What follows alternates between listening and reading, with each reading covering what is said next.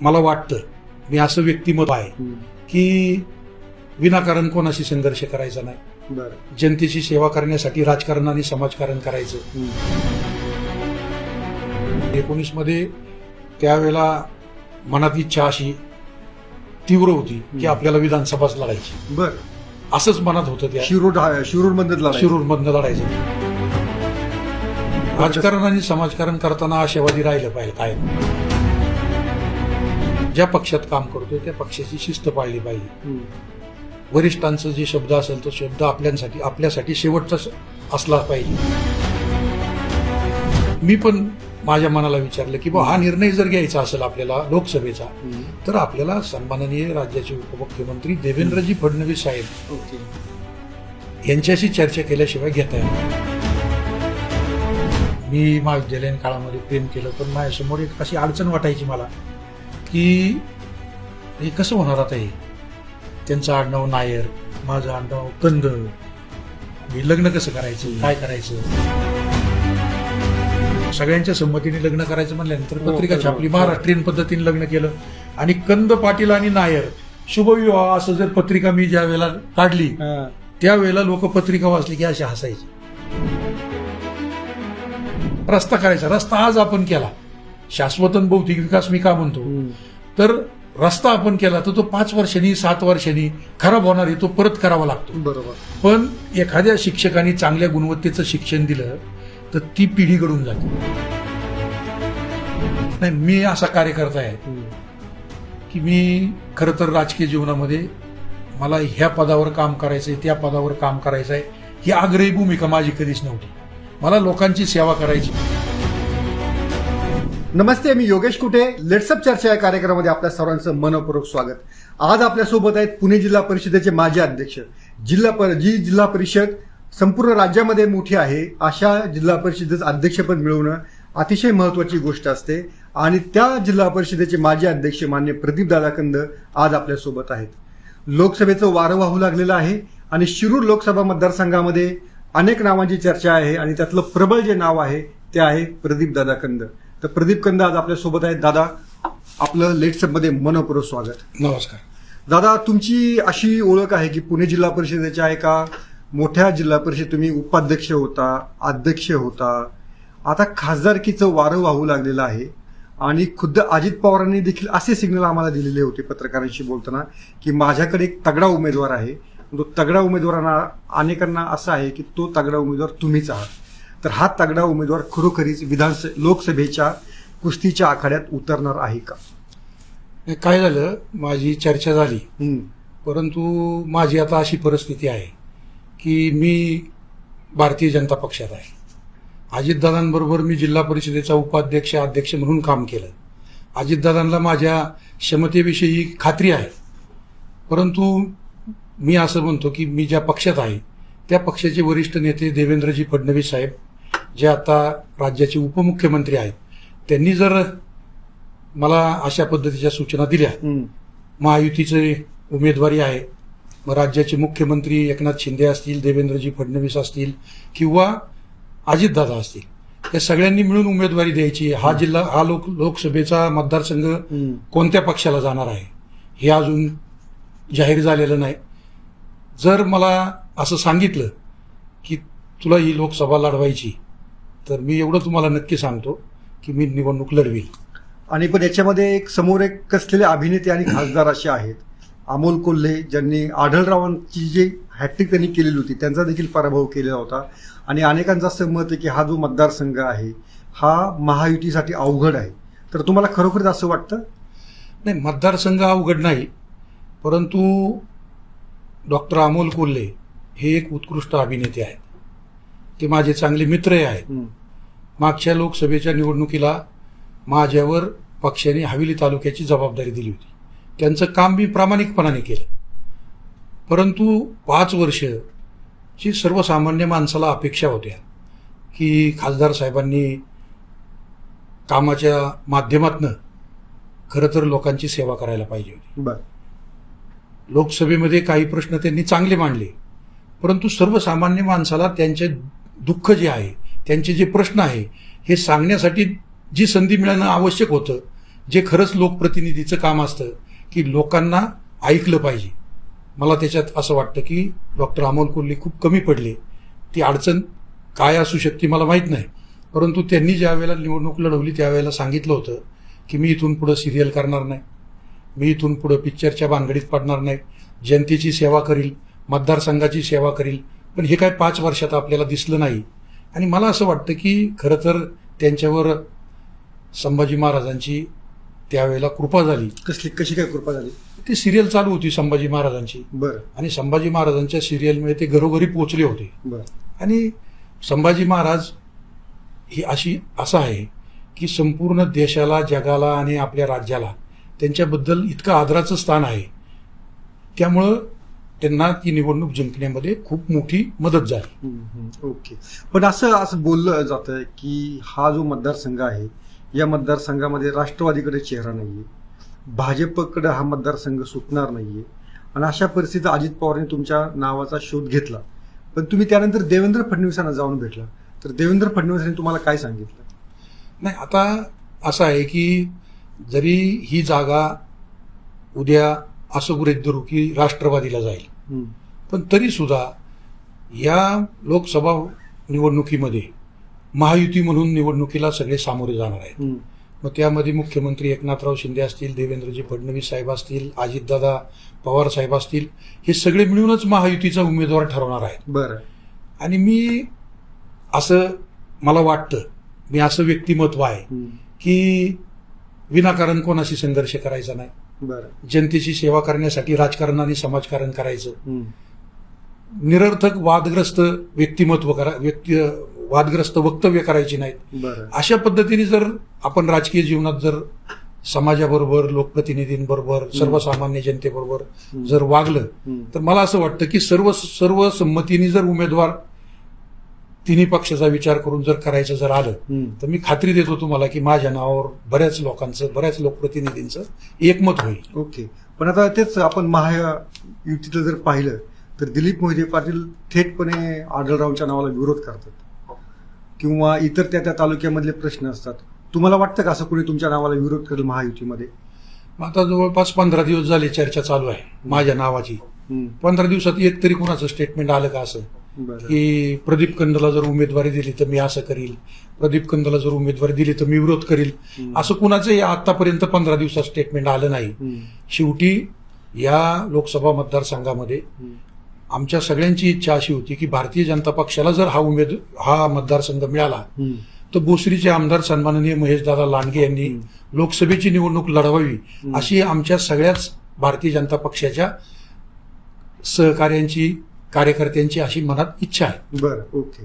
पण समजा महेश लांडगे नसेल तर अनेकांना असं वाटतं की तुम्ही उभं राहावं. पण 2000 म्हणजे आता तर त्यांची इच्छा आहे, तुमची इच्छा तर मला येत न दिसली. पण 2019ला पण तुमचं नाव चर्चेत होतं राष्ट्रवादीकडनं. तुम्हाला तेव्हा नेत्यांनी फोन केले होते, मग तेव्हा तुम्ही का नाही मग रिंगणात उतरले? नाही, काय होतं की निवडणुकीला सामोरं जाण्यासाठी मला असं वाटतं की आपली तयारी पण पाहिजे. 2019ला म्हणजे मी 2012 ते 17 जिल्हा परिषदेला अध्यक्ष म्हणून काम केलं. यदा कदाचित त्या पिरियडमध्ये जर मला नेत्यांनी सांगितलं असतं की तुम्हाला लोकसभा लढवायची तर अजून चांगली तयारी करता आली असती. बरं. परंतु आता त्याच्यानंतरच्या काळामध्ये 19मध्ये त्यावेळेला मनात इच्छा अशी तीव्र होती की आपल्याला विधानसभाच लढायची. बरं. असंच मनात होतं. त्या शिरूरमधनं लढायचं. त्याच्यामुळे यदा कदाचित तो निर्णय माझ्याकडनं तो तसा झाला असेल. पण तेव्हा जो 2019 निर्णय चुकला, आता मात्र चुकणार नाही तुम्ही? नाही, निर्णय चुकला असं म्हणता नाही येणार. बरं. पण मला असं वाटतं की मी भारतीय जनता पक्षाचा काम करणारा कार्यकर्ता आहे. बरं. भारतीय जनता पक्ष हा शिस्तप्रिय पक्ष आहे. नेत्यांनी जर आदेश दिले मला तर मग मात्र मी निवडणूक 100% लढेल. पण तुम्ही फडणवीसांना सांगितलं की तुम्ही मला आदेश असा द्या म्हणून? नाही, आदेश नेत्यांनी असा द्या म्हणता येणार नाही. बरं.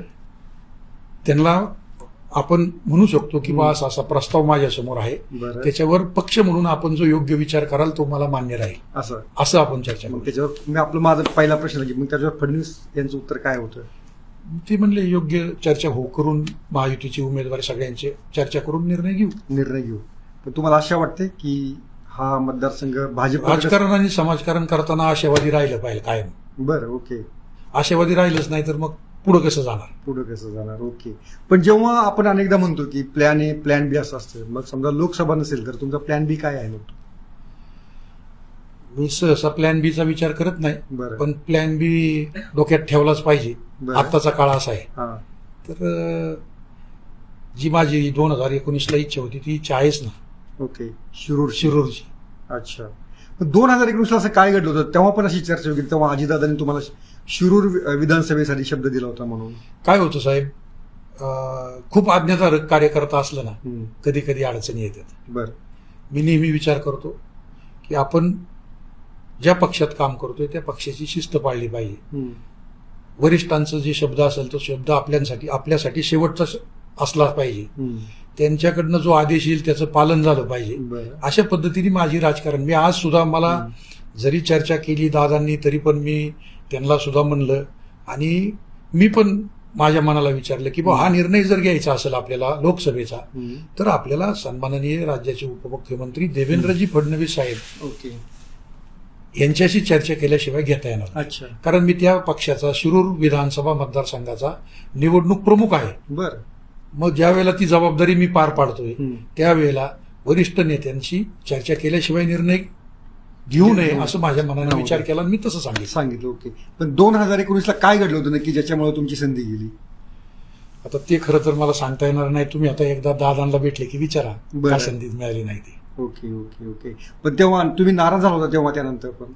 नाराज झालो त्यानंतर मी बीजेपीत काम करायला सुरुवात केली. 2019ला उमेदवारी. काय झालं, हा. मी 2014ला इच्छुक होतो, हा. 2009ला इच्छुक होतो, 2019ला इच्छुक होतो. हम्म. त्यावेळेला संधी मिळाली नाही. हम्म. परंतु संधी मिळाली नाही याचं काही दुःख मला वाटत नाही. हम्म. माझ्या जवळपास 27-28 वर्षाच्या राजकीय कारकिर्दीमध्ये मी फक्त 2च निवडणुका लढलोय. एक जिल्हा परिषद, एक जिल्हा परिषद, मी सरपंच झालो गावचा, हो. पण सरपंच बिनविरोध झालो होतो. हा. आणि आणि निवडणूक लढवायची वेळच नाही आली निवडणूक लढवायची वेळ नाही आली. हम्म. मी ग्रामपंचायतच्या वार्डामध्ये पण बिनविरोध झालो बरं. आणि सरपंच पदाच्या निवडणुकीत पण बिनविरोध झालो. ओके. मी लोणीकन ग्रामस्थांचं जी मला त्यावेळेला संधी दिली त्याच्याबद्दल खरं तर मी किती आभार मानावं तेवढं कमी आहे. त्यांच्या ऋणातून आपण कधीच मुक्त होणार नाही. बरं. त्याच्यानंतर जिल्हा परिषद गटामध्ये निवडणूक लढवायचा निर्णय घेतला. हम्म. पहिल्यांदा असं घडलं की त्यानंतर मी इच्छुक झालो 2002ला. हम्म. 2002ला इच्छुक झालो तर महिला राखीव झाला. हो. माझ्या आईला पक्षाने संधी दिली. त्याच्यानंतर 2007ला इच्छुक झालो. हम्म. त्यावेळेला माझा मतदारसंघ ओबीसी राखीव झाला. त्यावेळेला आमचे सहकारी मित्र शंकर काका बुमकर हम्म. यांना ओबीसी राखीव झाला म्हणून त्यांना निवडणुकीला आम्ही सगळ्यांनी मिळून पण तेव्हा संधी तुमच्याकडे दिली. असं म्हणतात की तेव्हा तुमच्याकडे कुणबी सर्टिफिकेट पण होतं? माझे खरं तर मी तसा नशिबाने हम्म. माझे महाविद्यालयीन जीवनातले खूप मित्र चांगले आहेत. हम्म. माझा मतदारसंघ 2007ला ज्या वेळेला ओबीसी झाला हम्म. त्यावेळेला माझे जे प्रशासनातले अधिकारी मित्र आहेत हम्म. त्यांनी सगळी कागदपत्र शोधली आणि सगळी तयारी केली की आता दादाचं कुणबी सर्टिफिकेट काढायचं आणि लढायला लावायचं. हा. परंतु मी त्यावेळेला सन्माननीय दादांना सांगितलं होतं की मला काही कुणबीतनं निवडणूक लढवायची नाही, कारण त्यांच्यावर अन्याय होऊ शकतो. त्यांना संधी मिळालेली आहे, त्यांना संधी दिलेलं योग्य राहील म्हणून मी त्यावेळेला सुद्धा निवडणूक लढवली नाही. शंकर काका बुमकर म्हणून आमच्या गावचं सरपंच म्हणून ज्यांनी काम केलं होतं त्यांना त्या ठिकाणी निवडणूक लढवण्याची संधी दिली. आणि तुम्ही दुसरी जी निवडणूक लढवली ती मला वाटतं जिल्हा बँकेची निवडणूक लढवली. पुणे जिल्हा मध्यवर्ती सहकारी बँक. तेव्हा पण पुणे जिल्हा बँक म्हटलं की अजित पवारांचं नाव आहे आणि त्यांचं वर्चस्व असतं. आणि तरी तुम्ही त्या जिल्हा बँकेमध्ये असं काय केलं होतं की तुम्ही निवडून आला आणि अजित पवारांच्या पॅनलच्या उमेदवाराला पाडलं? नाही, काय झालं होतं, पुणे जिल्हा मध्यवर्ती सहकारी बँकेची निवडणूक लढवायची असं काही खूप मी मनाची तयारी केलेली नव्हती बरं. किंवा तयारी केली नव्हती. परंतु असंच एकदा पालकमंत्री चंद्रकांतदादा पाटील यांच्या उपस्थितीमध्ये मिटिंग झाली आणि माझं जे नाव होतं ते क वर्ग मतदारसंघामध्ये होतं, जो पतसंस्थेचं मतदान त्याच्यामध्ये असतं. ओके. तुमची पतसंस्था पण एक लोणीकरमध्ये? हा. महिलांची पण पतसंस्था आहे आणि सर्वसाधारण पण पतसंस्था आहे. ओके. परंतु त्यावेळेला असं झालं की त्या मिटिंगमध्ये जी आमची कोर कमिटी बसली होती त्यांनी सांगितलं की तुमच्या शेजारी बसलेला जो माणूस आहे हा. तो क वर्गमधून निवडणूक लढवू शकतो. बरं. पण मी म्हणलं ठीक आहे, बघू, आपण मतदार यादी तरी वाचू. तयारी केली होती, म्हणजे तयारी इतकी कमी होती की माझ्या स्वतःच्या सौभाग्यवतीचं नाव मतदार यादीत चुकलं होतं. बरं. आपली तयारीच नव्हती, आपल्याला निवडणूक लढवायचीच नव्हती, मग ते नाव सुद्धा मला दुरुस्त करता नव्हतं आलं. नंतर मी कोर्टात गेलो तरी ते दुरुस्त शिकले नाही तुम्ही. करू नाही शकलो. आणि दुर्दैवाने माझ्या सौभाग्यवतीला मला मतदान पण करता नाही आलं. असं पहिल्यांदा असं घडलं असेल की कोणाला आपल्या हा. नवऱ्याला पण मतदार असून सुद्धा करता नाही आलं. असं झालं. तरी तुम्ही विजय कसा काय मिळवला मग? मी तुम्हाला खरं सांगतो, तो विजय माणसांबरोबर आपल्याला सत्तेचं पद असेल बरं. तर सत्तेच्या पदाच्या माध्यमातून आपण माणसांबरोबर कसं वागतो ते खूप महत्वाचं आहे. बरं. मी जिल्हा परिषदेला उपाध्यक्ष आणि अध्यक्ष म्हणून काम करण्याची संधी अजितदादांनी मला दिली. हो. त्याबद्दल मी जाहीरपणाने त्यांचे आभार व्यक्त करतो. महाराष्ट्रात सगळ्यात जास्त मतांनी मी त्यावेळेला जिल्हा परिषदेला निवडून आलो. हो. इतकं प्रेम माझ्या त्या जिल्हा परिषद गटातल्या सर्वसामान्य माणसांनी माझ्यावर केलं.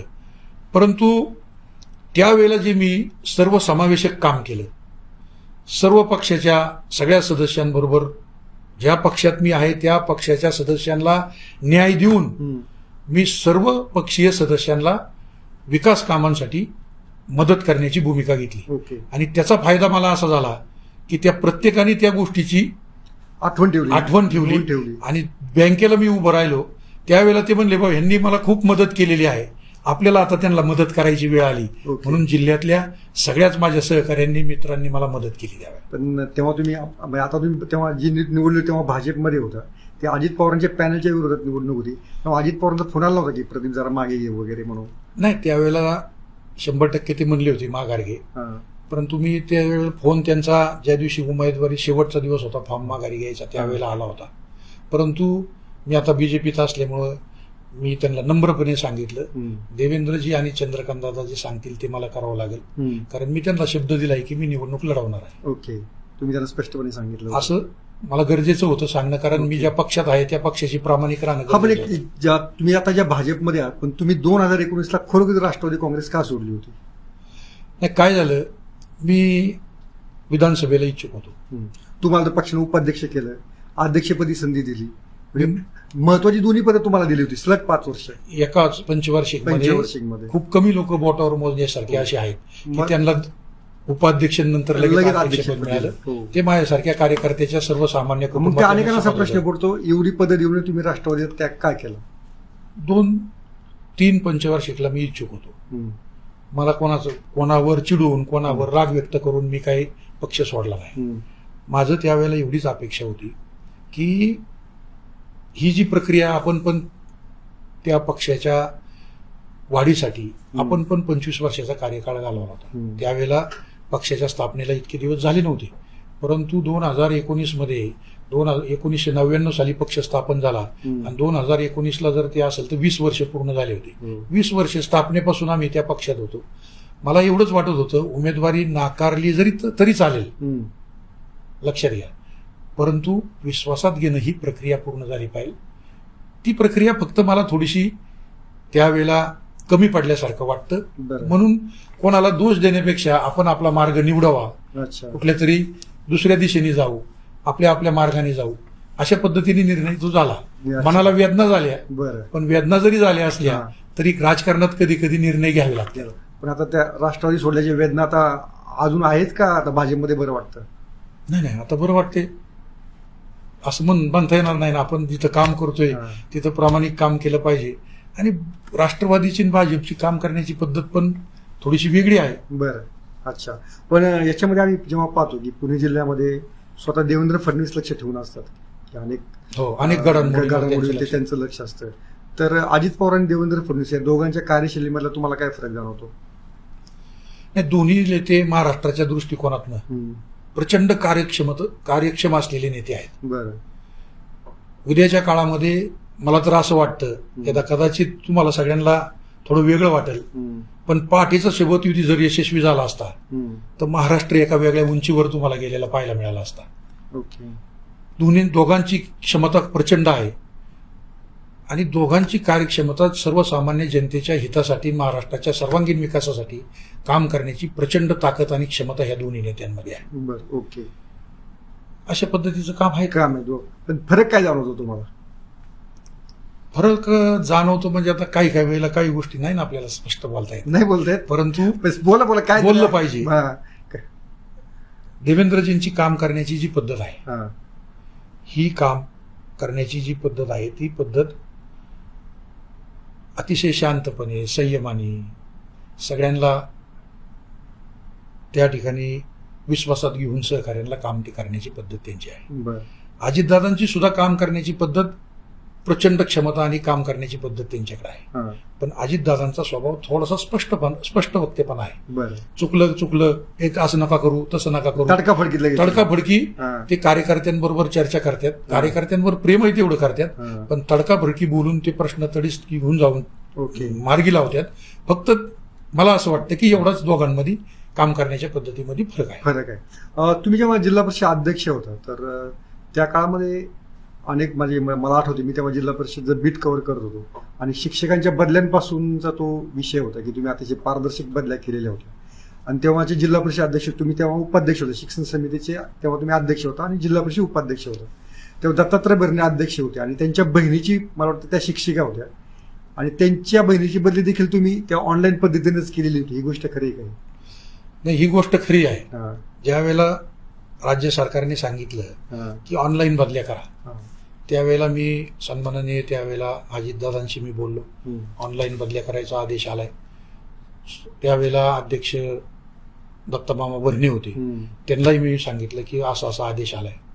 ऑनलाईन बदल्या करायच्या असेल तर आपण पारदर्शक केल्या पाहिजेत, कारण शिक्षकांच्या बदल्यांमध्ये अनेक वेळा मी असं पाहिलंय की जिल्हा परिषदेचे पदाधिकारी बदनाम झाले. बरं. आपल्याला जर बदनामी जिल्हा परिषदेची होऊन द्यायची नसेल, हं. नेत्यांनी विश्वास ठेवलाय आपल्यावर आणि आपल्यावर विश्वास ठेवून त्यांनी काम करायला संधी दिली उपाध्यक्ष म्हणून, तर नेत्यांच्या प्रतिष्ठेला, पक्षाच्या प्रतिष्ठेला कुठं गालबोट लागलं नाही पाहिजे, या भूमिकेतनं काम केलं पाहिजे, अशा विचाराचा मी कार्यकर्ता आहे. ओके. मग मी त्यावेळेला विचारलं की हे पारदर्शक करायचं असेल तर कुणाचंही ऐकलं जाणार नाही. हं. आणि पारदर्शक करण्याच्या निर्णयामध्ये स्वतः अध्यक्ष म्हणून काम करत असताना दत्तमामा भरणे सुद्धा मला म्हणले हं. की आपण पारदर्शक करू, म्हणजे कुणाला तिथं आपल्याला कुठल्याही परिस्थितीत कुठलेच आरोप करण्याची संधी मिळणार नाही. ओके. आणि एकदा त्यांनी पण मला सांगितलं, शेवटी जिल्हा परिषदेमध्ये अध्यक्ष हा किती केलं तरी अंतिम निर्णय घेण्याची अथॉरिटी आहे. बरं. मग तसं सांगितल्यानंतर मात्र मी ते सगळी तयारी केली, ओके. सगळी सिनियरिटी लिस्ट तयार केली आणि त्याच्यामध्ये त्यावेळेला नाव पाहिलं. हं. मी सांगितलं की आता ज्या बदल्या आपण ऑनलाईन करणार आहे, जरी कुणी असलं तरी त्याच्यामध्ये ती बदली ऑनलाईनच होईल आणि ती पारदर्शकच होईल आणि त्यामुळे ती बदली ऑनलाईनच करण्यात आली होती. पण त्याचा म्हणजे खुद्द अध्यक्षांच्या नातेवाईकांची सुद्धा बदली ऑनलाईन तुम्ही तेव्हा केली? हो, केली होती त्यावेळेला. ठरलं एकदा की तसंच करायचं. ओके. काही काळामध्ये बदनामी झाली होती. चांगलं काम, वेगळं काम करण्याची सवय पाहिजे, वेगळेपणाने काम करायची सवय पाहिजे, ओके. पारदर्शक काम करायची सवय पाहिजे. संस्थेचं नाव मोठं होतं, पदाधिकाऱ्यांचं नाव मोठं होतं, सर्वसामान्य माणसाला न्याय पण मिळतो. ओके. याच्याशिवाय जिल्हा तुम्हाला आवडलेला कोणता निर्णय होता की ज्या काळामध्ये तुम्हाला असं वाटतं की अध्यक्ष म्हणून आपण नाव लोकांच्या स्मरणात या निर्णयामुळे राहिलेलं आहे? नाही, काय झालं, जिल्हा परिषद ही एक मिनी मंत्रालय आहे आणि जिल्हा परिषदेचा अध्यक्ष जसं राज्याचा मुख्यमंत्री असतो तसं जिल्ह्याचा मुख्यमंत्री असल्यासारखं जिल्हा परिषद अध्यक्षाला जिल्ह्यापुरती तेवढी ताकद आणि निर्णय घेण्याची त्याच्याकडे तेवढी शक्ती असते. बरं. मी ज्यावेळेला पहिल्यांदा उपाध्यक्ष झालो त्यावेळेला पाहिलं 2012-13ची जर मी जिल्हा परिषदेच्या शाळेची पटसंख्या जर तपासली तर 10,500 मुलांनी पटसंख्या कमी झाली होती. मग हे असं का होतंय, ही परिस्थिती अशी काय आहे? जिल्हा परिषद शाळेमध्ये सर्वसामान्य गोरगरीब कुटुंबातली मुलं शिक्षण घेतात आणि मग मुलांची संख्या कमी का व्हायला लागली, पटसंख्या कमी का होती? याचा शिक्षण कमिटीची मिटिंग घेतली, सगळ्या अधिकाऱ्यांना बोलवलं आणि त्यांच्याकडनं माहिती घेतली तर काही त्रुटी मला त्याच्यात आढळल्या. मग त्यावेळेला मी संकल्प केला की शासकीय यंत्रणा इतकी प्रबळ करू की आपण या कुठल्याही परिस्थितीमध्ये आपल्या कारकिर्दीमध्ये जिल्हा परिषदेत शाळेला चांगले दिवस आलेच पाहिजेत अशा पद्धतीचं काम करायचं, तरच सर्वसामान्य कुटुंबातल्या मुलांना मुलींना गुणवत्तेचं शिक्षण मिळेल. मग मी त्याच्यात निर्णय घेतला, शैक्षणिक गुणवत्ता विकास नावाचा कार्यक्रम आणला, शिक्षकांचे मेळावे घेतले, अधिकाऱ्यांची मेळावे घेतले, या शिक्षकांचे जे प्रश्न कायमस्वरूपी प्रशासनाच्या पातळीवर प्रलंबित राहायचे ते प्रश्न सोडवण्याची भूमिका घेतली. त्यांचं प्रमोशन असेल, त्यांच्या वैद्यकीय बिलं असतील, त्यांच्या रजा असतील, या सगळ्यांवर प्रक्रिया सुरू केली. काही महाराष्ट्रातले नावलौकिक असलेले व्याख्याते बोलवले, त्यांना त्या ठिकाणी प्रेरणादायी मार्गदर्शन करण्यासाठी त्यांचे मेळावे घेतले आणि ही सगळी मुवमेंट चालू केली. शैक्षणिक चळवळ उभी करण्याचा प्रयत्न केला आणि मला जिल्हा परिषदेचा उपाध्यक्ष आणि अध्यक्षपदाचं काम करायची संधी मिळाली. त्यामुळे सलग 5 वर्ष काम करता आलं. शिक्षण ही अखंड आणि सतत चालणारी प्रक्रिया आहे. बरोबर. त्याच्यामध्ये आराम करून चालत नाहीत, सुट्टी घेऊन चालत नाही. पण ह्या परिस्थितीमध्ये मला समाधान ह्या गोष्टीचं मिळालं की महाराष्ट्रामध्ये पुणे जिल्हा परिषद एकमेव जिल्हा परिषद अशी होती की 2012-13 मध्ये 10,500 पटसंख्या कमी झाली आणि 2016-17 मध्ये 2500 ती पटसंख्या वाढली. ड्रॉप पूर्णपणे थांबलेला होता. ड्रॉप पूर्णपणे थांबून त्या ठिकाणी 2500 पटसंख्या मुलांची वाढली होती. हे मला माझ्या त्या जिल्हा परिषदेच्या काळामध्ये समाधानकारक वाटणारा हा एक आमचा निर्णय होता त्याच्यामध्ये. पण हे जेव्हा आता थोडंसं आपण पुन्हा राजकारणाकडे येऊ. आता हे तुमचं सगळं जिल्हा परिषद अध्यक्षपद वगैरे पाहिल्यानंतर तुम्ही जिल्हा बँकेचा सगळा किस्सा सांगितला. पण याच्यामध्ये असं अनेकांना वाटतं की प्रदीप कंद आहे ते सतत मग तडजोड करत असतात का, याला सांभाळ त्याला सांभाळ. म्हणजे महेश लांडगेंच्या तुम्ही गुडबुकमध्ये असता, विलास लांडेंच्या गुडबुकमध्ये असता, असं कसं काय जमतं तुम्हाला? नाही, मी तुम्हाला खरं सांगतो, विलास लांडे हे विधानसभेच्या निवडणुकीला उभे राहिले 2004 मध्ये. आमच्या ग्रामीण भागातली जवळपास 25 गावं त्यांच्या मतदारसंघाला पिंपरी चिंचवडला जोडलेली होती. त्यावेळेला पिंपरी चिंचवडचा एक मतदारसंघ होता. आता जे 3 झालेत त्याच्याऐवजी एक मतदारसंघ होता ना. आमची ग्रामीणची 25 गावं होती. ग्रामीण भागामध्ये आम्ही त्यावेळेला नवीन राजकारणात चांगलं काम करत होतो आणि त्यांना आम्ही मदत केली आणि ते विधानसभा सदस्य झाले. त्यांनी ग्रामीण भागात कुठलाही निधी टाकताना मला आणि रामभाऊ दाभाडेंना विश्वासात घेतलं आणि आम्ही जशा पद्धतीने यादी तयार करून दिली त्या पद्धतीने ग्रामीण भागात त्यांचा आमदार म्हणून त्यांना जो निधी मिळायचा 2 कोटी रुपये तो ग्रामीण भागामध्ये आम्ही सुचवलेल्या कामावर त्या ठिकाणी त्यांनी तसाच टाकला. कधी कुठलंही नाव कमी जास्त केलं नाही. त्यांनी एवढा विश्वास ठेवला आणि आम्ही सुद्धा त्या विश्वासाला पात्र राहील. कधी गडबड नाही, कोणत्या कॉन्ट्रॅक्टरला बोलावलं नाही, कधी त्याच्याकडनं 2 रुपये मागितले नाही. त्यांनी सुद्धा ती खात्री केली आणि असं चांगलं नातं त्यांच्याबरोबर निर्माण झालं. त्यानंतर पुन्हा त्यांना लोकसभेची संधी मिळाली.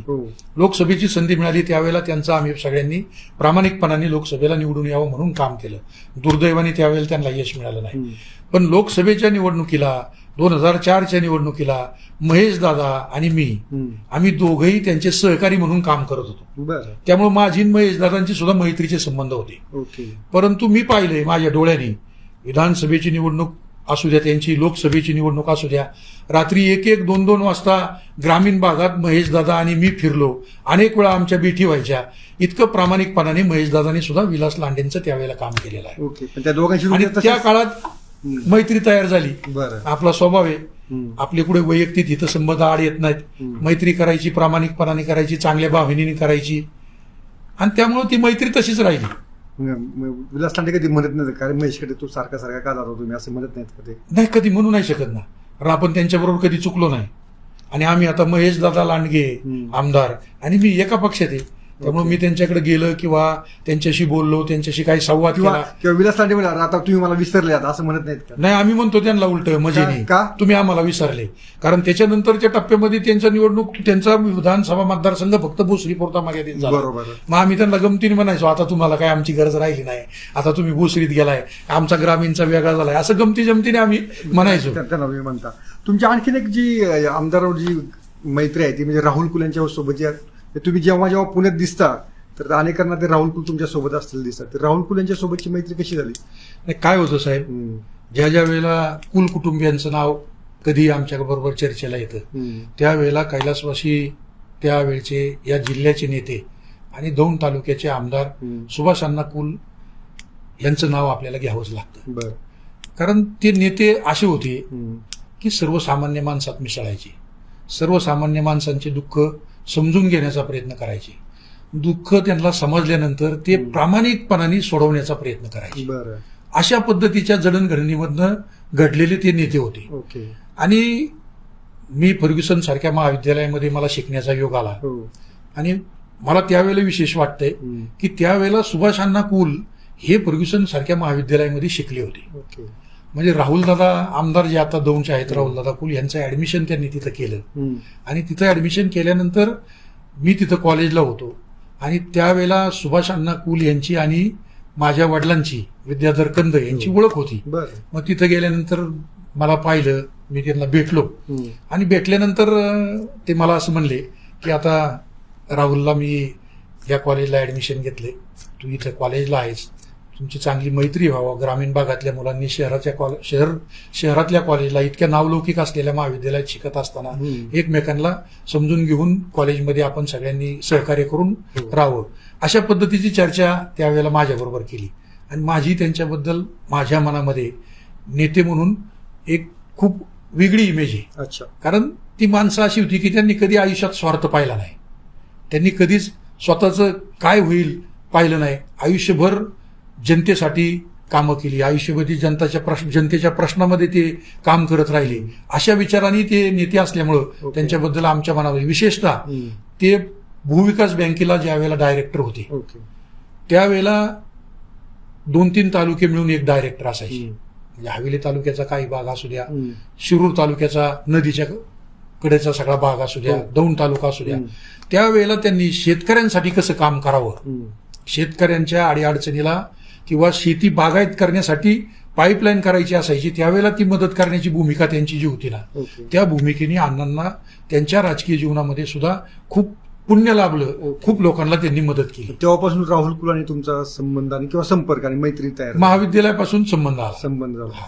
ते आम्ही तुम्ही जेव्हा जिल्हा परिषद अध्यक्ष होता तेव्हा तुमची लव्ह स्टोरी जिल्ह्यात प्रसिद्ध झालेली होती की तुमचं फर्ग्युसन मधलं लव्ह मॅरेज होतं. तुमचं वहिनी जे आहे त्यामुळे ते साऊथ इंडियन आहे आणि तुम्ही मग त्या लव्ह मॅरेज मध्ये राहुल कुलांचा काही हातभार होता का? नाही, राहुल दादा मला तशी लहान होते का? मी अशी गोष्ट काही त्यांना करायची असती भविष्यात तर मला माझं मार्गदर्शन घ्यावं लागलं असतं.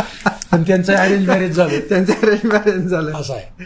तुमच्या लग्नाचा किस्साही तेव्हा फार चर्चेचा झालेला होता आणि कारण आधी म्हटलं त्याप्रमाणे वहिनी साऊथ इंडियन होत्या आणि तुम्ही महाराष्ट्रीयन, तर ते कसं जुळलं होतं लग्न? ते नाही, महाविद्यालयीन जीवनात प्रेम झालं. बरं. फक्त त्यावेळेला तुम्हाला मग मल्याळी भाषा शिकले का तुम्ही? नाही, मल्याळी भाषा नाही शिकलो. एखादा दुसरा शब्द कळतो, पण काय मल्याळी भाषा शिकलो नाही. खरं बोलायला काही हरकत नाही. पण ज्या आता माझ्या पत्नी आहेत त्यांची बहीण माझी क्लासमेट होती. बरं. आणि त्याच्यामुळं ती ओळख होती. त्याच्यानंतर मग यांची ओळख झाली आणि मी एकदम अशा विचाराचा माणूस आहे की त्यांनी, मी महाविद्यालयीन काळामध्ये प्रेम केलं पण माझ्यासमोर एक अशी अडचण वाटायची मला की हे कसं होणार आता, हे त्यांचं आडनाव नायर, माझं आडनाव कंद, हे लग्न कसं करायचं, काय करायचं.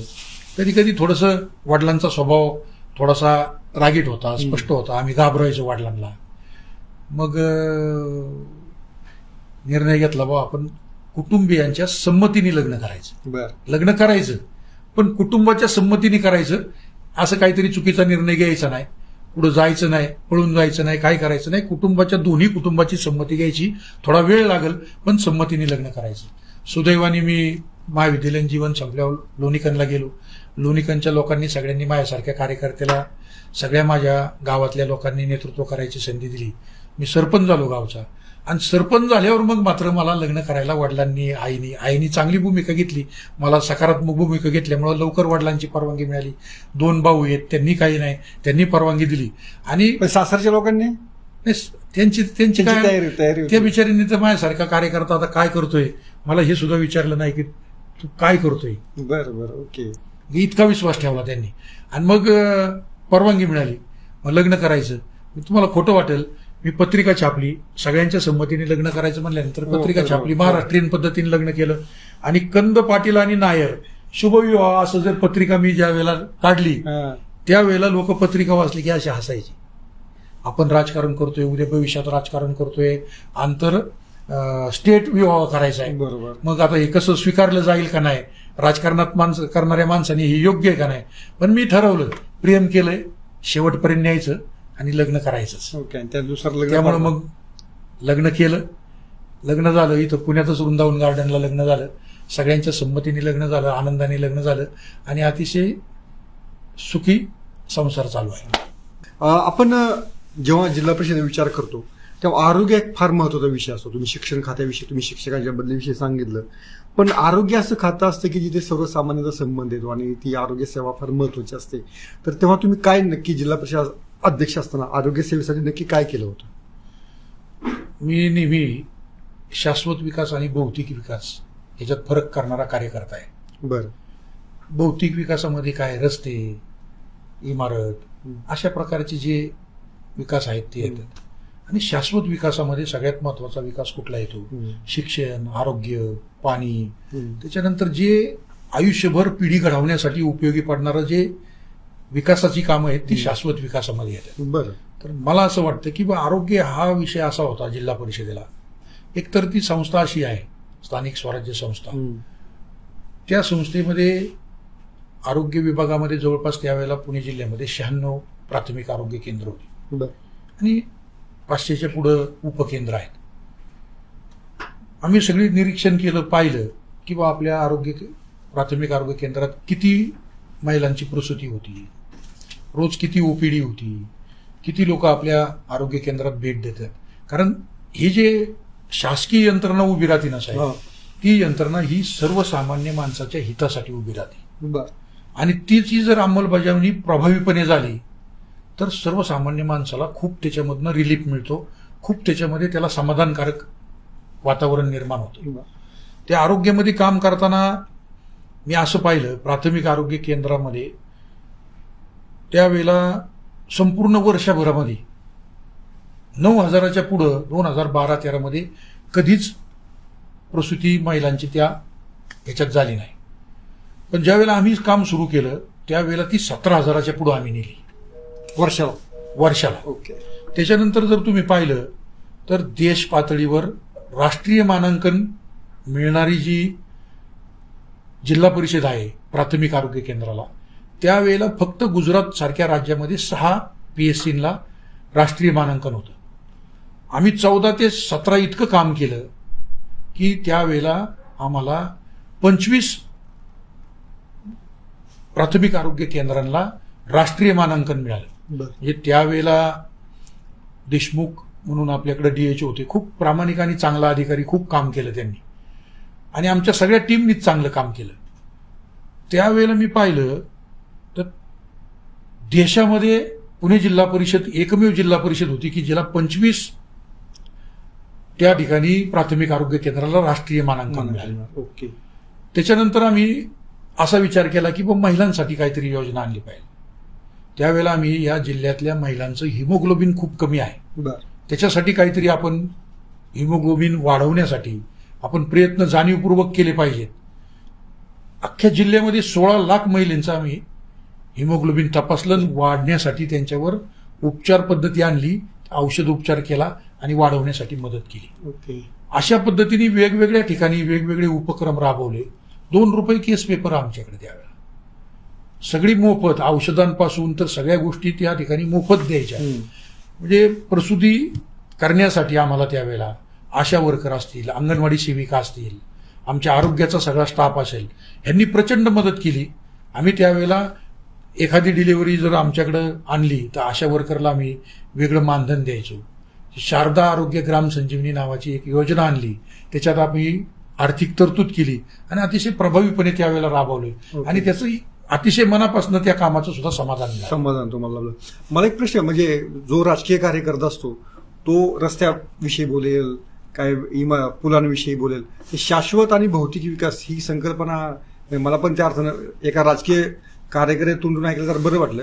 हे कोणाकडनं तुम्हाला याचं मार्गदर्शन मिळालं, धडे मिळाले? नाही, काय झालं, मला माझे वडील नेहमी सांगायचे की जे काम चिरकाल टिकतं ना ते काम करण्याचा प्रयत्न करा. जे काम आपण उद्याची पिढी घडवण्यासाठी करू शकतो असं काम समाजकारण आणि राजकारण करताना तुम्ही केलं पाहिजे.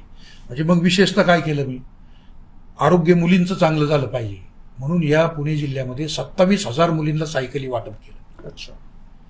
त्यावेळेला तर खूप परिस्थिती निर्माण झाली. त्यावेळेला 1.5 किलोमीटरच्या पुढं अंतर पाहिजे, त्याच्यानंतर 2 किलोमीटरच्या पुढं अंतर पाहिजे तरच सायकलची योजना राबवता येईल, अशी सगळ्या अडचणी होत्या. तरी सुद्धा ते राज्य सरकारची मदत घेऊन त्यावेळेला तर एकतर राज्य सरकार त्यावेळेला ह्यांचं होतं, BJP आणि शिवसेनेचं मी अध्यक्ष झालो त्यावेळेला, पण त्यांनी कधीच असं एखादी चांगली योजना लोकांच्या हिताची आली तर कधीच त्यांनी विरोध केला नाही, मदत करण्याची भूमिका घेतली. ओके. त्यातलं उत्तम उदाहरण जर द्यायचं म्हणलं ना तर 30-54 आणि 50-54 हे रस्त्याचे हेड आहेत, बरोबर, ज्याचे पैसे पुणे जिल्हा नियोजन समितीमधनं जिल्हा परिषदेला येतात. बर, पण हे कामं काही जिल्हा परिषद अध्यक्षाला मंजूर करायचा अधिकार नव्हता. त्यावेळेचे पालकमंत्री होते गिरीशजी बापट साहेब. मी कायदेशीर मुद्दा मांडला, कायदेशीर प्रश्न मांडला आणि पहिल्यांदा जिल्हा परिषदेच्या इतिहासामध्ये हे दोन्ही प्रकारचे हेड वरचे रस्ते तयार करण्याचं, म्हणजे विलेज मार्ग जे काही गावाला जोडण्याचे छोटे छोटे मार्ग असतात त्याचे पैसे जिल्हा परिषदेकडे वर्ग करा, जिल्हा परिषदेला तो अधिकार आहे. ओके. त्यावेळेला तो पहिल्यांदा अधिकार जिल्हा परिषद अध्यक्षांना मिळाला. एका वेळेला 100 कोटी रुपये मिळाले, ते सगळ्या जिल्ह्यात मला वाटतं आले. ओके. म्हणजे अशी पण तेव्हा म्हणजे सहकार्य तुम्हाला असं पण सहकार्य झालं. आणि आपण हे काम करताना मी शोधलंय, मी उदाहरणार्थ सांगतो, 245 कोटी रुपये छोटे पाटबंधारे विभागामध्ये आम्ही खर्च केले. बरं. पण त्याचा फायदा काय झाला, म्हणजे छोटी बंधारे, वळण बंधारे, कोप बंधारे असे छोटे छोटे छोटे प्रोजेक्ट आम्ही केले. 100 हेक्टरच्या आतमध्ये असणारा बंधारा, अशी कामं करताना आम्ही 245 कोटी रुपये खर्च केले. त्या 245 कोटी रुपयामध्ये किती पाणी अडलं तर 1.36 TMC पाणी अडवण्यामध्ये आपल्याला यश मिळालं. ओके. हा सुद्धा एक वेगळ्या प्रकारचा विक्रम आहे. बरं. इतक्या कमी पैशात इतक्या मोठ्या प्रमाणावर सुद्धा पाणी अडवण्याची योजना या जिल्ह्यामध्ये राबवण्याचं काम आम्ही त्यावेळेला सगळ्यांनी केलं. ओके. त्याच्या पुढे जाऊन अजून तुम्हाला सांगतो की अंगणवाडीला अभ्यासक्रम नव्हता. बालवाडी काही ठिकाणी चालू होत्या, त्याला अभ्यासक्रम नव्हता. पुणे जिल्हा परिषद महाराष्ट्रातली एकमेव जिल्हा परिषद आहे तो त्यांनी SCRTचे अभ्यासक्रमाची मान्यता घेऊन अंगणवाडीला त्या ठिकाणी अभ्यासक्रम तयार केला. ती योजना पुढे राज्य सरकारने राज्यात राबवली. ओके. मी पाहायचो इंग्लिश मिडियम मध्ये शिकणाऱ्या मुलांना LKG, अप्पर KGला अभ्यासक्रम असायचा, काही ना काहीतरी शिकवलं जायचं. आपल्याकडे ती प्रथा नव्हती. आम्ही ते तयार केलं, तज्ज्ञांना एकत्रित केलं, ज्ञान प्रबोधिनी सारख्या शाळेची ते आम्ही त्याच्यात मदत घेतली, SCRTच्या अधिकाऱ्यांची मदत घेतली आणि अभ्यासक्रम तयार केला.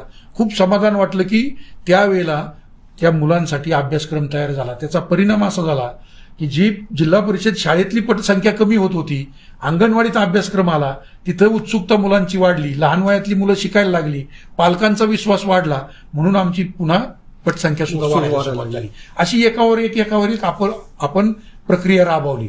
त्याच्यानंतर पुढे जर गेलो आपण, या जिल्ह्यामध्ये गावोगावी अतिशय दानशूर व्यक्तिमत्व आहेत. बरं. आम्ही एक योजना आणली, आदर्श अंगणवाडी तयार करायची. साहेब तुम्हाला खोटं वाटेल, किती पैसे गोळा व्हावेत. जिल्ह्यातनं देणगीच्या माध्यमातून गावोगावी तिथल्या प्रमुख लोकांनी, गावातल्या प्रमुख लोकांनी, मग सरपंच, ग्रामपंचायतची बॉडी आणि त्यांचे सर्व सहकारी ग्रामस्थ 16 कोटी रुपये आम्हाला त्यावेळेला जिल्ह्यातनं लोकवर्गणी गोळा झाली. त्याच्यातनं अंगणवाडींचा विकास केला. अशी बोलक्या भिंती तयार केल्या, कलर दिले, कम्प्युटर घेतले, छोटे छोटे बेंच घेतले.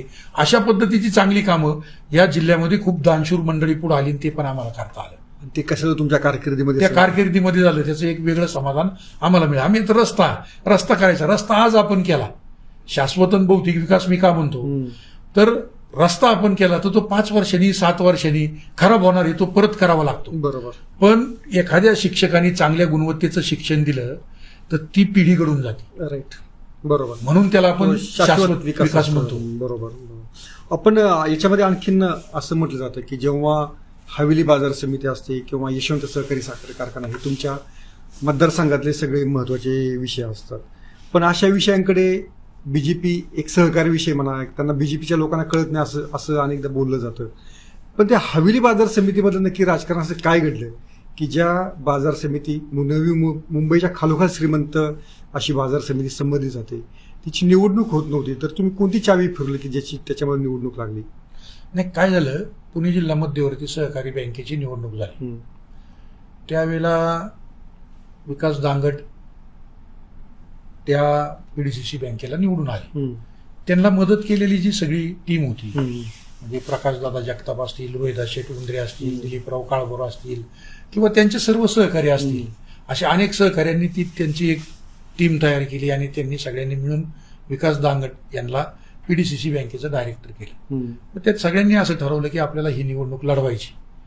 त्यावेळेला सुदैवाने त्याच्या मागच्या काळामध्ये हवेली तालुक्याचं काय झालं होतं साहेब, 20 वर्षे प्रशासक होते. हो. कधी ती तालुक्याची व्हायची, कधी ती जिल्ह्याची व्हायची, कधी ती राज्याची व्हायची, कधी प्रादेशिक व्हायची. म्हणजे वेगवेगळ्या पद्धतीने तिचं अपग्रेडेशन करण्यात आलं. त्याच्यामुळे कायम प्रशासक तिथं राहिले. एकदा तालुक्याची झाली म्हणलं आता निवडणूक जर झाली तर ती तालुक्याची त्या ठिकाणी कायमस्वरूपी राहील. बरोबर. म्हणजे त्यावेळेला पालकमंत्री चंद्रकांत दादा असतील, त्यावेळेला राहुलदादा कुल असतील, या सगळ्यांशी चर्चा करून देवेंद्रजी फडणवीस साहेबांशी चर्चा केली आणि योग चांगला आला.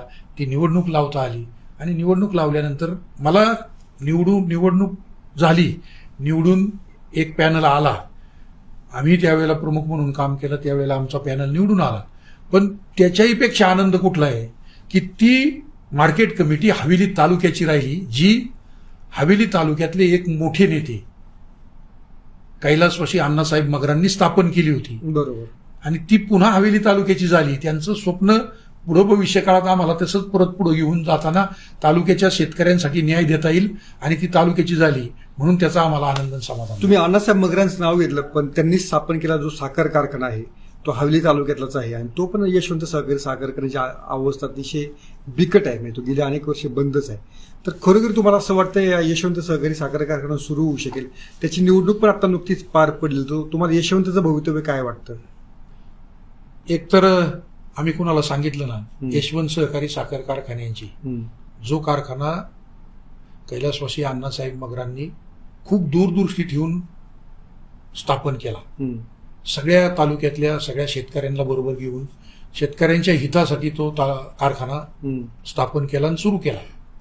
तो कारखाना काही गोष्टींमुळं 13-14 वर्षे बंद होता.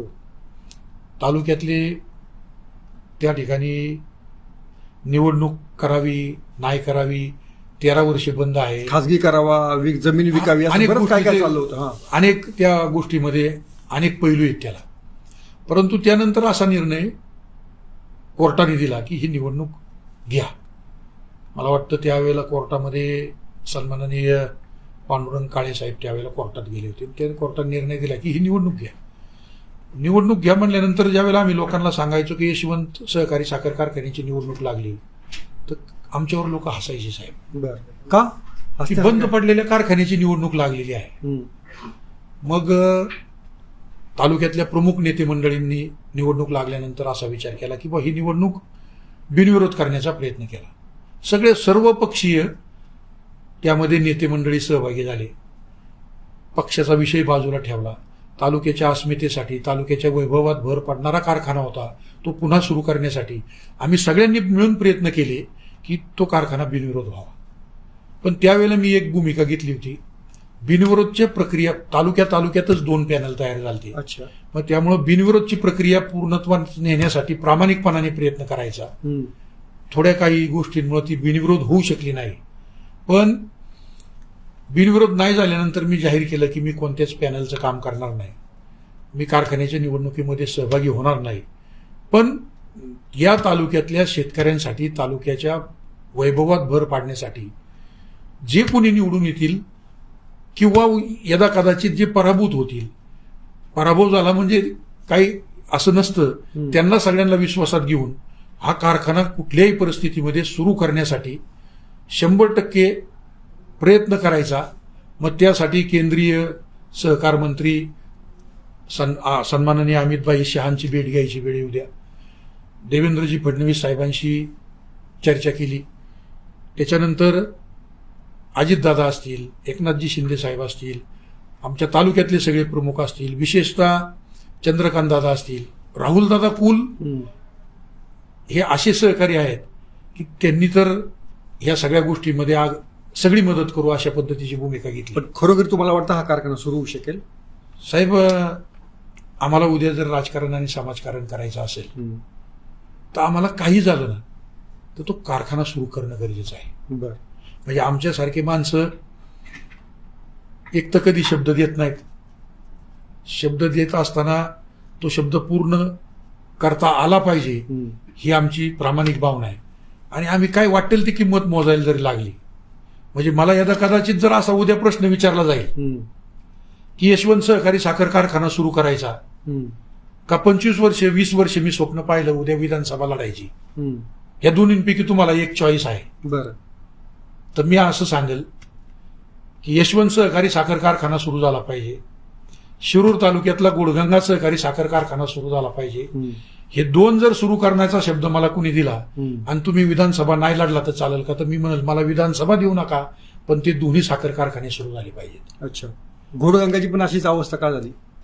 आता काय झालंय त्याच्यामध्ये, घोडगंगेमध्ये आजपर्यंत गेले 25 वर्ष मी पाहतोय शिरूर तालुक्याचे आमदार सन्माननीय अशोक बापू पवार यांचं नेतृत्व आहे. त्यांच्या वडिलांनीच तो कारखाना कैलासवासी रावसाहेब दादांनी त्या ठिकाणी चालू केला, स्थापन केला, चालू केला. 25 वर्ष त्यांच्याकडे सत्ता आहे कारखान्याची. मी तुम्हाला म्हणजे राजकारणावर बोलायचं, विरोध म्हणून बोलायचं, असा टीकात्मक बोलणारा मी कार्यकर्ता नाही. बरं.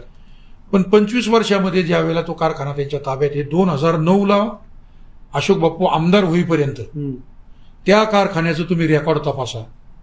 अनेक राष्ट्रीय पुरस्कार त्या कारखान्याला मिळाले, राज्य पातळीवरचे पुरस्कार मिळाले. त्या कारखान्याचं नावलौकिक अतिशय जिल्ह्यामध्ये, राज्यामध्ये, देश पातळीवर अतिशय उत्कृष्ट व्यवस्थापन असणारा हा कारखाना आहे. अशा पद्धतीचं नावलौकिक त्या कारखान्याचं होतं. पण 2009 नंतर काय घडामोडी झाल्या त्या कारखान्याच्या प्रशासनामध्ये, नेतृत्वामध्ये, मला ते काय सांगता येणार नाही. पण 2009 नंतर मात्र कारखाना दिवसेंदिवस अडचणीत येतोय का काय अशी परिस्थिती ऐकायला यायला लागली. म्हणजे कारखान्याची आपण काळजी घेतली पाहिजे, नाहीतर आपला सुद्धा यशवंत सहकारी साखर कारखाना होईल, अशी चर्चा सुद्धा माझ्यासारख्या कार्यकर्त्यांनी त्यावेळेला ऐकलेली आहे. माझं एकच मत आहे, कारखाना चांगला चालला, कारखान्याला राष्ट्रीय पुरस्कार मिळाले, याच्याबद्दल मी आजही, जरी अशोक बापू पवार आमचे विरोधक जरी असले तरी सुद्धा त्यांनाच क्रेडिट दिलं पाहिजे. मग कारखाना बंद पडला तर क्रेडिट कुणी घेतलं पाहिजे? सत्ता त्यांची होती म्हणल्यावर त्यांनी मोठ्यापणाने स्वीकारलं पाहिजे की माझ्याकडनं काहीतरी चुकलंय, तिथल्या व्यवस्थापनामध्ये काहीतरी चुकलंय. काय चुकलं असेल? काय चुकलंय म्हणजे मला असं वाटतं की अशोक बापूंनी, त्यांच्या नातेवाईक मंडळींनी, त्यांच्या कुटुंबियांनी व्यंकटेश हा प्रायव्हेट कारखाना सुरू केला. यदा कदाचित त्यांचं सार्वजनिक सहकार तत्वावर चालणाऱ्या कारखान्यापेक्षा तिकडं जास्त लक्ष गेलं असेल, तिकडं जास्त लक्ष घेतला की त्यांनी दिलं असेल, तो कारखाना प्रॉफिटमध्ये चालतोय. आणि हा कारखाना जो सहकारी तत्वावर आहे तो नुकसानीत जातो, तो बंद पडतो, त्याच्यावर कर्ज वाढतं, तो कारखाना कामगारांचे पगार देऊ शकत नाही, शेतकऱ्यांचं ऊसाचं बिल वेळेवर देऊ शकत नाही, जे तिथं सगळे सप्लायर्स आहेत त्यांचं बिल वेळेवर देऊ शकत नाही, बँकेच्या कर्जाचे हप्ते वेळेवर देऊ शकत नाही. आणि मग त्यांनी उठायचं आणि म्हणायचं की नाही, त्यावेळेला सत्ता परिवर्तन झालं, बीजेपीचं गव्हर्नमेंट आलं, मग आमचा वीज करार झाला नाही, त्यावेळेला बावनकुळे साहेब ऊर्जा मंत्री होते. मी तुम्हाला सांगतो साहेब, मला आजही आठवतं, मी पण ते काही गोष्टींचा अभ्यास करणारा कार्यकर्ता आहे.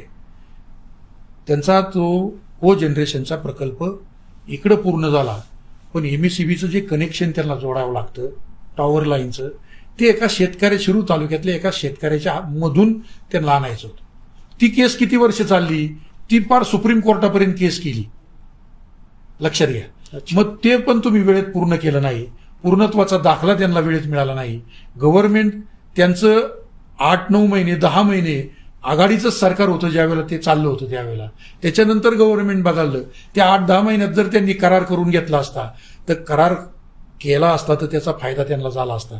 त्यांना वाटलं काय फरक पडतो, मग तो करार त्यावेळेला झाला नाही.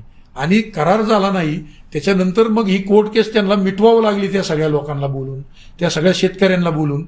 मग हेच आधी केलं असतं तर कारखान्याची जर कोर्ट कचेऱ्यांसाठी खर्च झाला आणि पुन्हा तुम्ही सामोपचाराने तो प्रश्न मिटवला, मग हे पहिल्यांदा सुरुवातीलाच मिटवला असतं तर कारखान्याचा खर्चही वाचला असता आणि वेळेत पूर्णत्वाचा दाखलाही मिळाला असता.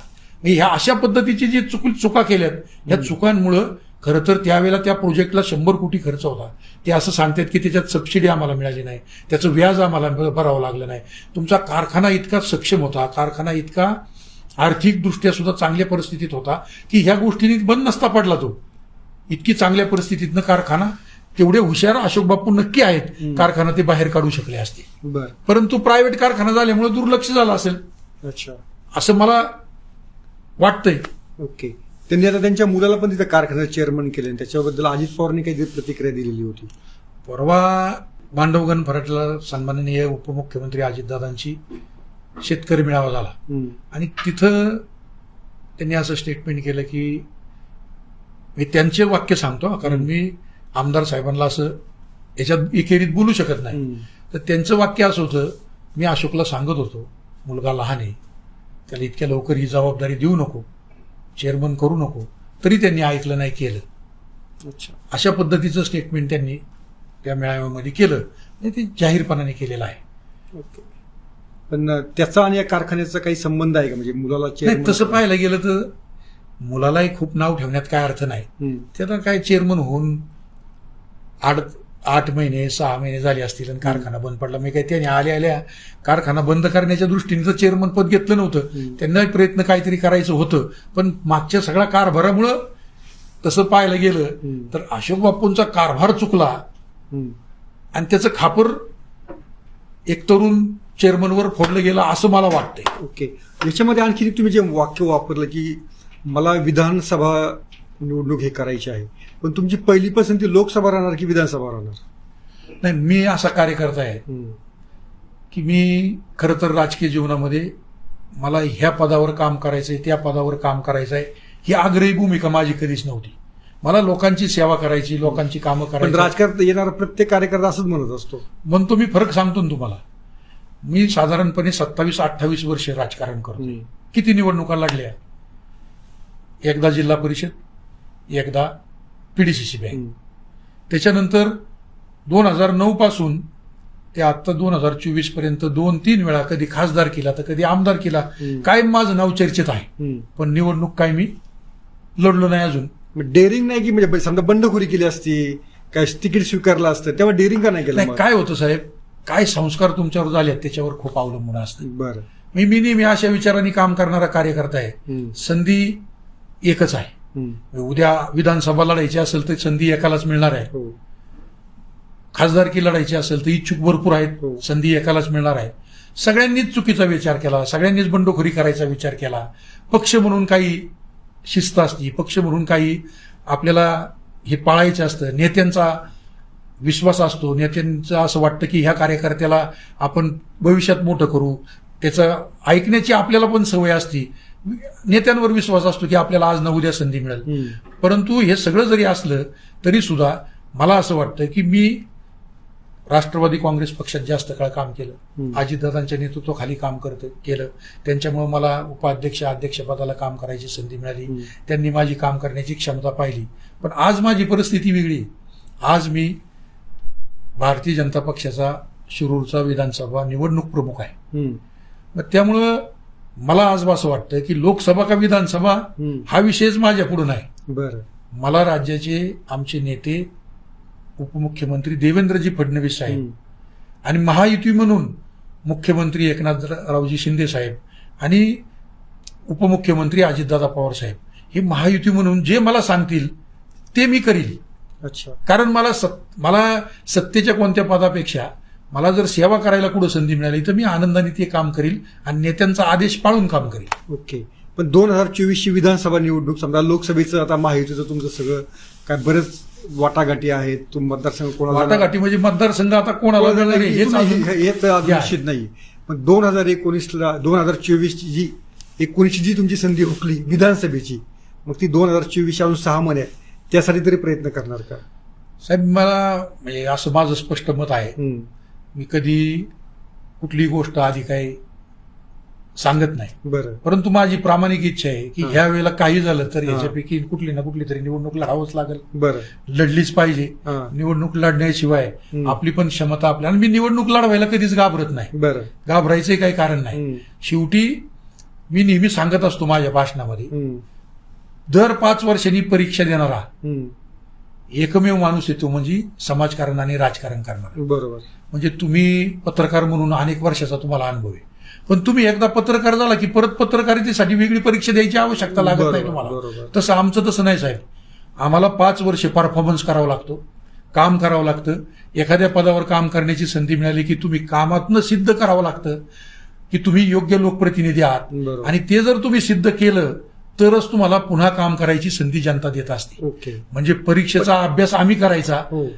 आणि कामाच्या स्वरूपाने आणि- सगळ्यांचे चांगलं वागून आणि आमचा पेपर जनता लिहित असते. ओके. म्हणजे जनतेने जर ठरवलं की याला परीक्षेत पास करायचं तरच आम्ही पास होणार, बरोबर. नाहीतर आम्ही कधीही कोणत्या वेळेला फेल होऊ शकतो. बरोबर. 2024 जी विधानसभा आहे शिरूरसाठीच, तेव्हा तुमच्या डोक्यामध्ये तेव्हा नक्की काय असेल, कशासाठी आणि कोणत्या अजेंड्यावरती तुम्ही निवडणूक लढणार? नाही, पहिल्यापासून मला नेहमी असं वाटतं की एकच अजेंडा आपल्या सगळ्यांच्या समोर पाहिजे की तालुक्याच्या विकासासाठी तुम्ही सगळ्यांनी मिळून काम केलं पाहिजे. लोकप्रतिनिधी कसा असला पाहिजे की तो सर्वसामान्य माणसाची सुखदुःख समजून घेणारा असला पाहिजे. ते सुखदुःख समजल्यानंतर ती प्रामाणिकपणाने सोडवणारा असला पाहिजे. त्यांनी तालुक्याच्या विकासाला गती देण्याचं काम केलं पाहिजे.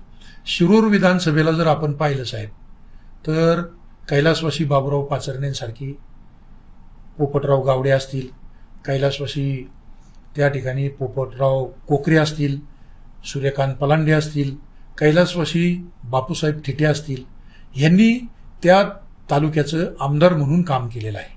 आता अशोक बापू सुद्धा काम करतात आमदार म्हणून. पण त्या तालुक्याला एक लोकप्रतिनिधींचं एक वेगळं त्या ठिकाणी प्रतिष्ठा आहे, वेगळी प्रतिमा आहे. ती सुद्धा सगळ्यांच्या योगदानातनं तालुका किंवा एखादा मतदारसंघ घडत असतो. पण मला असं वाटतं की त्यावेळेचं त्या सगळ्या मंडळींनी केलेलं लोकप्रतिनिधित्व आणि आज अशोक बापूजी लोकप्रतिनिधित्व करतायत, त्यांच्याकडे मी काही गोष्टी जमेच्या आहेत, आपण नाकारायचं काही कारण नाही. पण मला असं वाटतं की विकास कामांबरोबर माणुसकी, आपुलकी, आपलेपणा, आदराने प्रेमाने वागणं हे सुद्धा तितकंच गरजेचं आहे. आणि मला असं वाटतं की काही काही वेळेला जे सुडाचं राजकारण सुद्धा आपल्या तालुक्यात केलं जातं, मतदारसंघात केलं जातं, हे कधीतरी थांबवलं पाहिजे. याच्यासाठी सुद्धा मला राजकारण करण्याची गरज वाटते. चांगल्या लोकांनी एकत्र येऊन ते केलंच पाहिजे अशी भूमिका तुम्ही सगळ्यांनी घेतली पाहिजे. हे सुडाचं राजकारण म्हणजे नक्की काय असतं? हे काय होतं बघा तुम्ही, अनेक वेळा वेगवेगळ्या पक्षातली माणसं राजकारण समाजकारण करत असतात. एखाद्या निवडणुकीमध्ये मला पटलं एखाद्या लोकप्रतिनिधीचं काम करायचं, मी करणार. नाही पटलं तर करणार नाही. मग त्याच्या फार प्रपंचाचं नायनाट करायचा का? त्याच्यावर गुन्हे दाखल करायचे का? त्याला कसा अडचणीत येईल त्याला पाहायचं का? त्याला जर त्याचं आर्थिक उत्पन्नाचं काही स्रोत असेल तर ते अडचणीत आणण्याचा प्रयत्न करायचा का? अशा पद्धतीने कामं करताना आमच्याकडे अनेक कार्यकर्ते आम्हाला येऊन सांगतात ना की मला इथं अशी अडचण आली, तशी अडचण आली. माझं म्हणणं असं आहे की आयुष्यामध्ये राजकीय आणि सामाजिक जीवनात काम करत असताना कोणाच्या पोटावर कुणी मारू नये.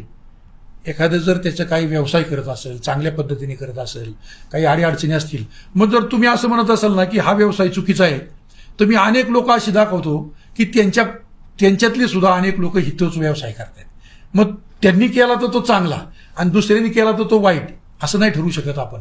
म्हणून माझी नेहमी असा प्रयत्न असतो की चांगलं वातावरण ठेवून समाजकारणाने राजकारण केलं पाहिजे. ओके. तो तुमचा अजेंडा असेल?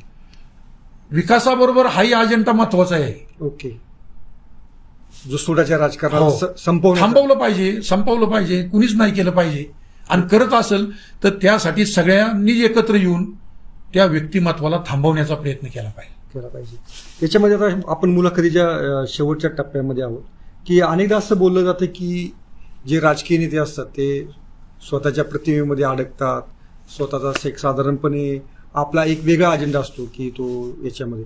पण तुम्ही विद्यार्थी दशेपासून रामकृष्ण मोरे जेव्हा काँग्रेसचे नेते होते तेव्हापासून तुम्ही राजकारणामध्ये आहात, तर राजकारणात येण्यासाठी जर तेव्हा तुम्हाला स्ट्राईक झालेलं जे काही होतं ते अजूनही कायम आहे का? तीच तुमची वृत्ती कायम आहे? नाही, काय झालं, वडील काम करत होते गावचे सरपंच म्हणून. त्यांनी 24-25 वर्ष काम केलं. पंचायत समितीला पण त्यांनी काम केलं. पण हे सगळं जरी चालू होतं ना साहेब, मी अपघाताने राजकारणात आलो.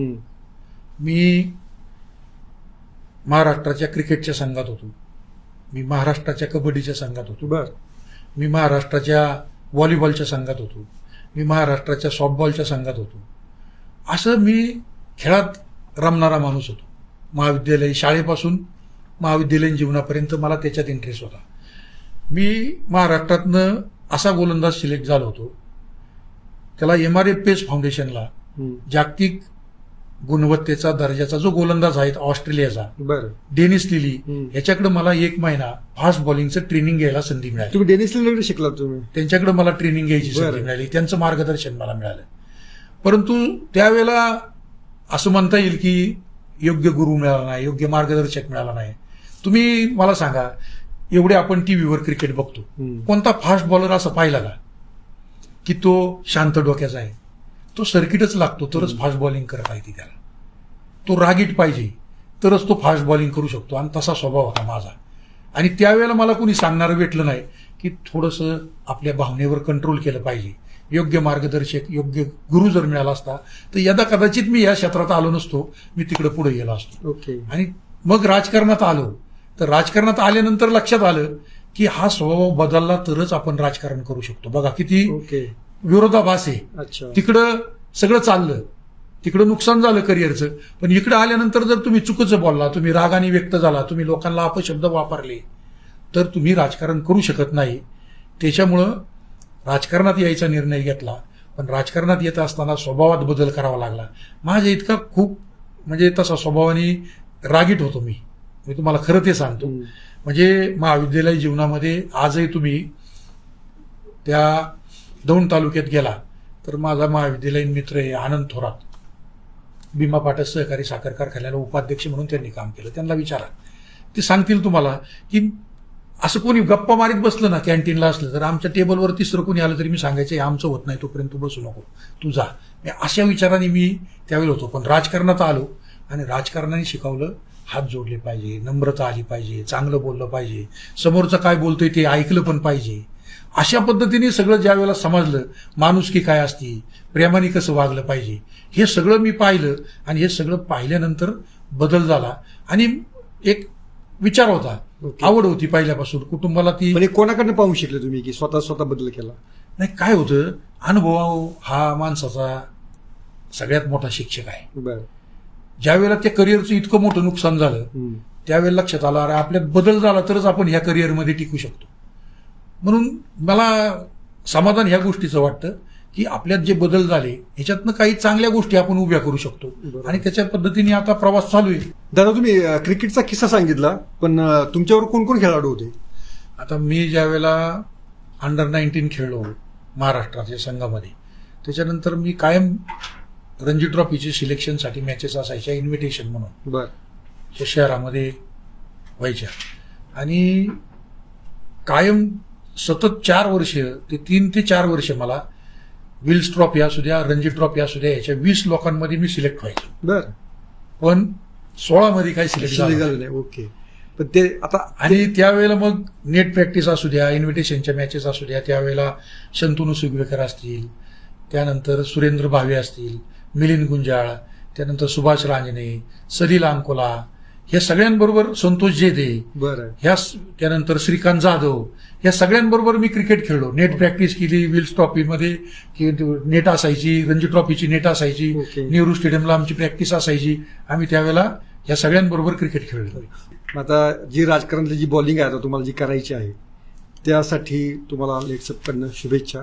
आणि लोकसभेत किंवा विधानसभा जी तुमच्या मनातली जी इच्छा आहे ती लवकरात लवकर पूर्ण हो या सदिच्छांसह थांबूया. थँक्यू. धन्यवाद.